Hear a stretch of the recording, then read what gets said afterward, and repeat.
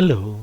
Superposition principle is one of the basic elements to understand complex electrical circuits. The basic message, the rules and how to calculate we will discuss after the intro.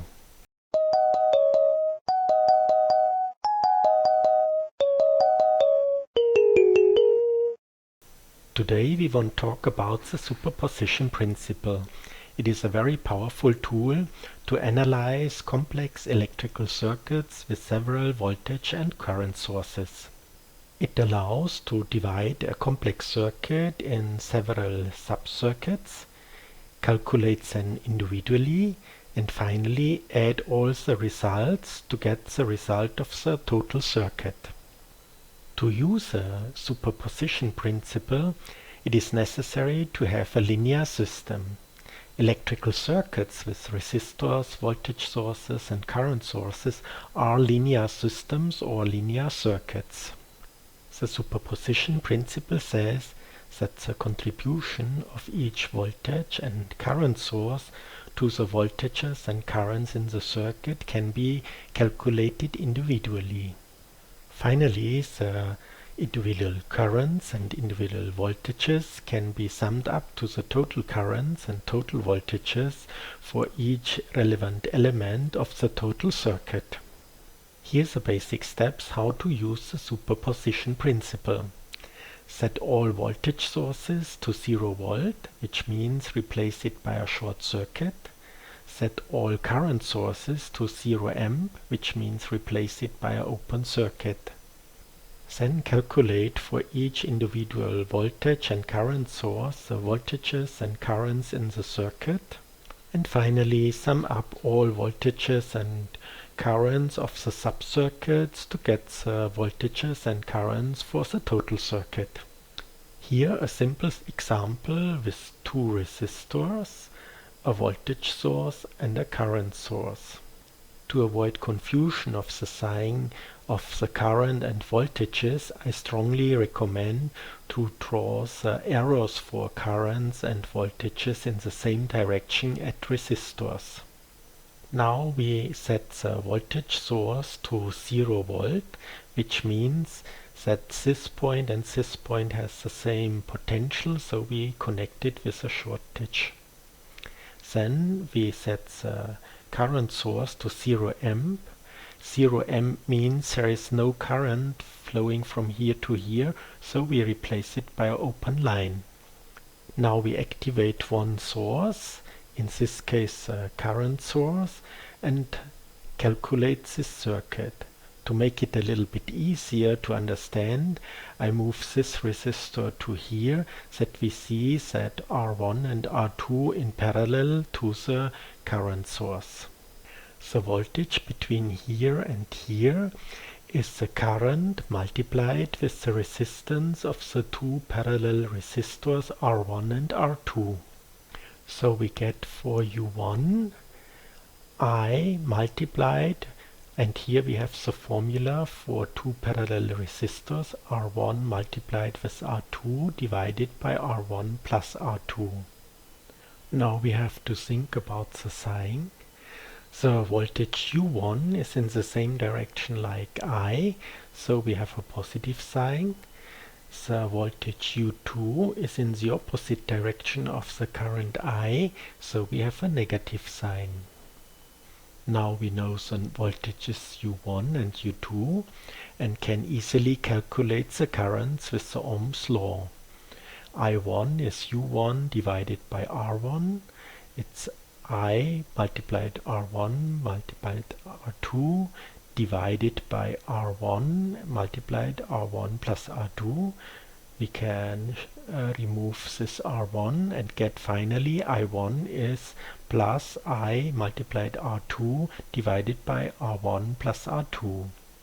I2 is U2 divided by R2 is minus I multiplied R1 multiplied R2 divided by R2 multiplied R1 plus R2.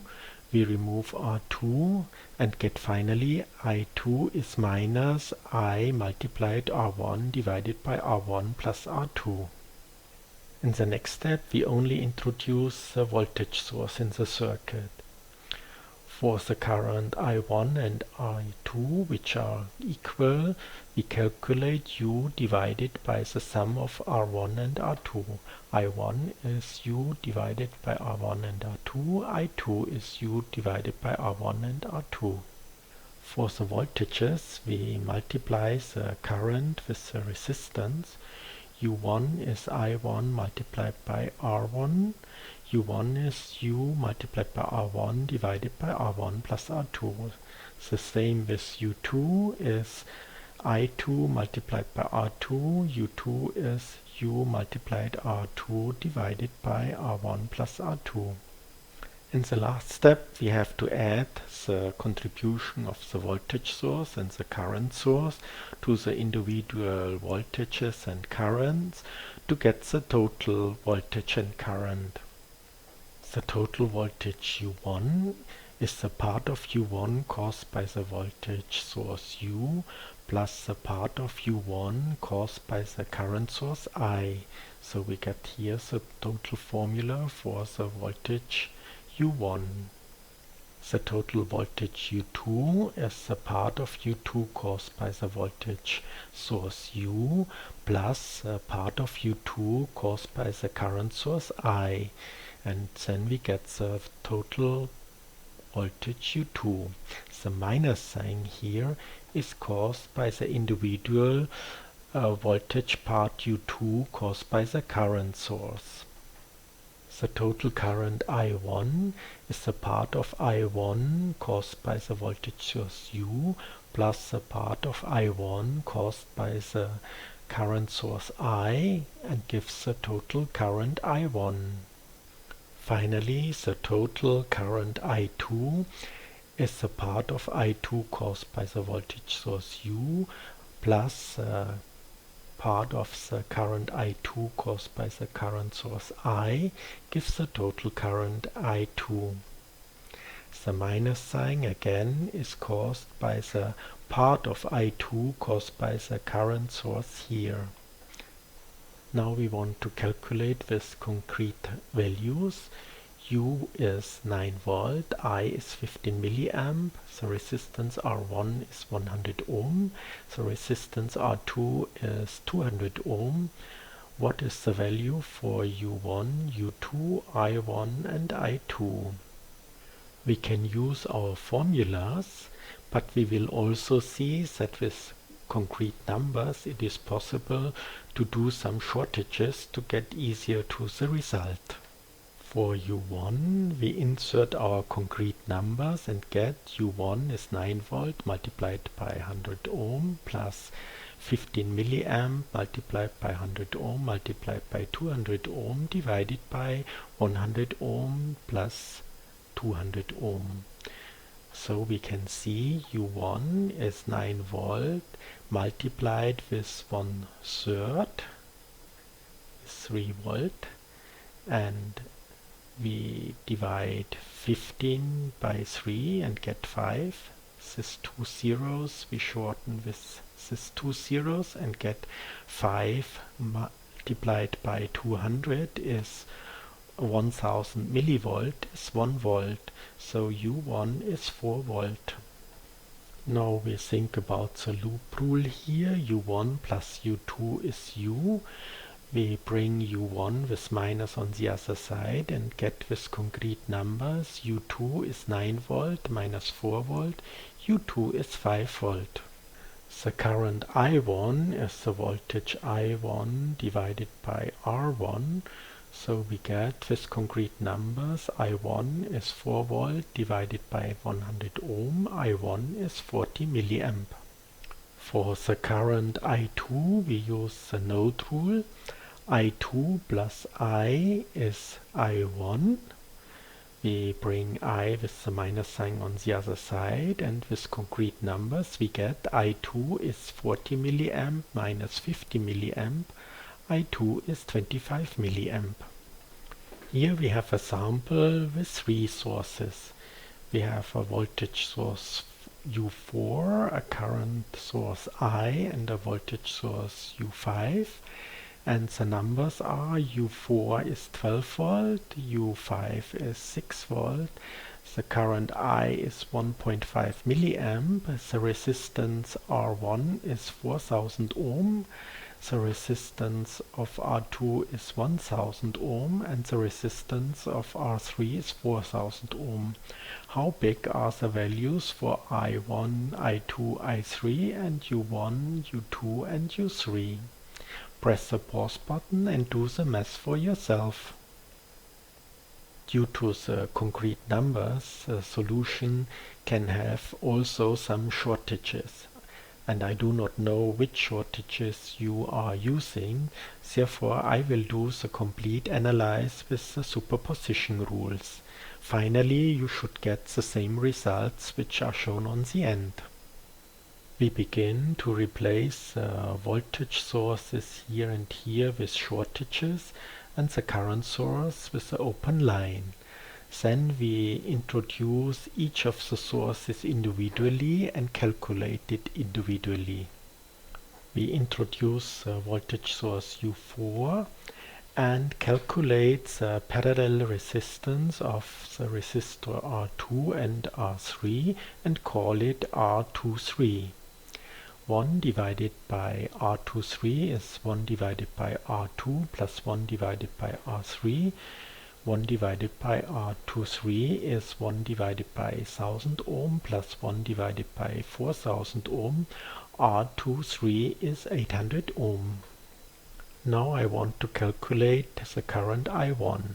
To indicate that I want to calculate the current I1 caused by the voltage source U4, I write I1 of U4.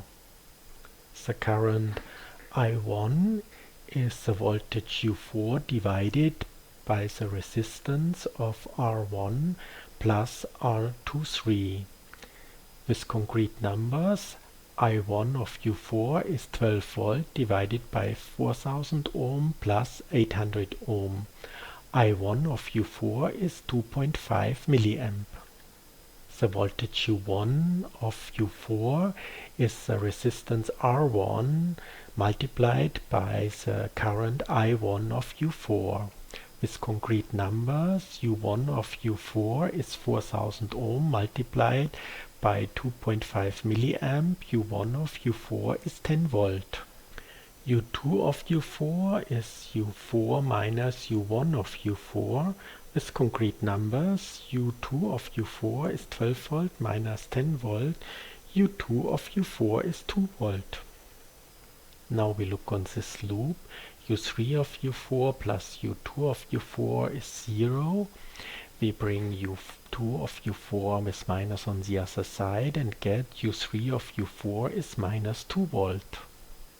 Now we calculate the currents. I2 of U4 is U2 of U4 divided by R2 with concrete numbers 2 volt divided by 1000 ohm. I2 of U4 is 2 milliamp.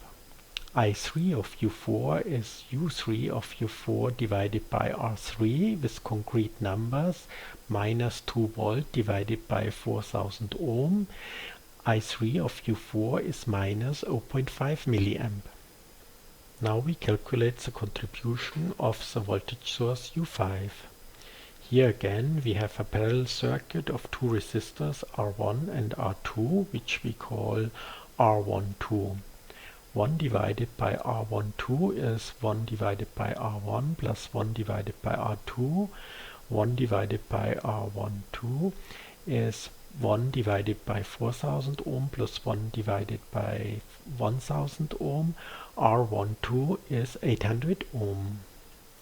I3 of U5 is U5 divided by the serial resistance of R3 and R12. With concrete numbers, I3 of U5 is 6 volt divided by 4000 ohm plus 800 ohm. I3 of U5 is 1.25 milliamp. The voltage U3 of U5 is the resistance R3 multiplied with the current I3 of U5. With concrete numbers, U3 of U5 is 4000 ohm multiplied by 1.25 milliamp. U3 of U5 is 5 volt. U2 of U5 is U5 minus U3 of U5. With concrete numbers, U2 of U5 is 6 volt minus 5 volt. U2 of U5 is 1 volt. Now we look on this loop. U1 of U5 plus U2 of U5 is 0. We bring U2 of U5 with minus on the other side and get U1 of U5 is minus 1 volt. Now we calculate the currents with the Ohm's law. I1 of U5 is U1 of U5 divided by R1 with concrete numbers minus 1 volt divided by 4000 ohm. I1 of U5 is minus 0.25 milliamp. I2 of U5 is U2 of U5 divided by R2 with concrete numbers 1 volt divided by 1000 ohm. I2 of U5 is 1 milliamp. Now we calculate the influence of the current source I. As you can see, the resistors R1, R2 and R3 in parallel. You can imagine this resistor is here. And we call the combined resistance R123. 1 divided by R123 is 1 divided by R1 plus 1 divided by R2 plus 1 divided by R3 with concrete numbers 1 divided by 4000 ohm plus 1 divided by 1000 ohm plus 1 divided by 4000 ohm, which result in R123 is 667 ohm. We replace now the three resistors R1, R2, R3 with the combined resistor R123 and get this simplified circuit. And we see now that the current I123 of I is in the opposite direction of the current I. So I123 of I is minus I, or with concrete numbers, I123 of I is minus 1.5 milliamp. The voltage U2 of I is current I123 of I multiplied with the resistance R123. With concrete numbers, minus 1.5 milliamp multiplied with 667 ohm, U2 of I is minus 1 volt. Now we look on this loop. U1 of I plus U2 of I is 0. Then we bring U2 of I with minus on the other side and get U1 of I is 1 volt. Now we look on this loop. U3 of I plus U2 of I is 0. We bring U2 of I with minus on the other side and get U3 of I is 1 volt. And now we calculate with Ohm's law the currents. I1 of I is U1 of I divided by R1 with concrete numbers 1 volt divided by 4000 ohm. I1 of I is 0.25 milliamp. I2 of I is U2 of I divided by R2 with concrete numbers minus 1 volt divided by 1000 ohm. I2 of I is minus 1 milliamp. And finally, I3 of I is U3 of I divided by R3 with concrete numbers 1 volt divided by 4000 ohm. I3 of I is 0.25 milliamp. Finally, we look on the complete circuit and sum up the contribution of the voltage source U4, the current source I, and the voltage source U5 to get the total currents and voltages. The total current I1 is I1 of U4 plus I1 of I plus I1 of U5 with concrete numbers 2.5 milliamp plus 0.25 milliamp minus 0.25 milliamp. I1 is 2.5 milliamp. The total voltage U1 is U1 of U4 plus U1 of I plus U1 of U5 with concrete numbers 10 volt plus 1 volt minus 1 volt. U1 is 10 volt. Now we can do a check to prove that we have no calculation error. R1 is U1 divided by I1. R1 is 10 volt divided by 2.5 milliamp. R1 is 4000 ohm, which is correct. The total current I2 is I2 of U4 plus I2 of I plus I2 of U5 with concrete numbers 2 milliamp minus 1 milliamp plus 1 milliamp. I2 is 2 milliamp. The total voltage U2 is U2 of U4 plus U2 of I plus U2 of U5 with concrete numbers 2 volt minus 1 volt plus 1 volt. U2 is 2 volt. Now the check. R2 is U2 divided by I2 is 2 volt divided by 2 milliamp. R2 is 1000 ohm, and that is also correct. And finally, the sum for I3 and U3. The total current I3 is I3 of U4 plus I3 of I plus I3 of U5 is minus 0.5 milliamp plus 0.25 milliamp plus 1.25 milliamp. I3 is 1 milliamp. The total voltage U3 is U3 of U4 plus U3 of I plus U3 of U5 with concrete numbers minus 2 volt plus 1 volt plus 5 volt. U3 is 4 volt. We do the check. R3 is U3 divided by I3 is 4 volt divided by 1 milliamp. R3 is 4000 ohm, and that is also correct. We can now summarize that the superposition principle allows complex circuits with several voltages and or current sources to divide in simplified subcircuits with only a single current or voltage source. Then we can calculate in the simplified circuits the interesting currents and voltages separately and finally add them up to the total current or voltage for the total circuit. But we could also see it in the other way around. If we have a known circuit with known voltages and known currents, and we have a disturbance source and want to know the influence of the disturbance source, then we only need to calculate the influence of the single disturbance source, which is usually a voltage or current source, and add them up to the known voltages and currents and can estimate the influence to the complete circuit. That's all for today. If you like my video, give me a thumbs up and subscribe my channel. And to be informed about new videos, activate the bell. Bye bye.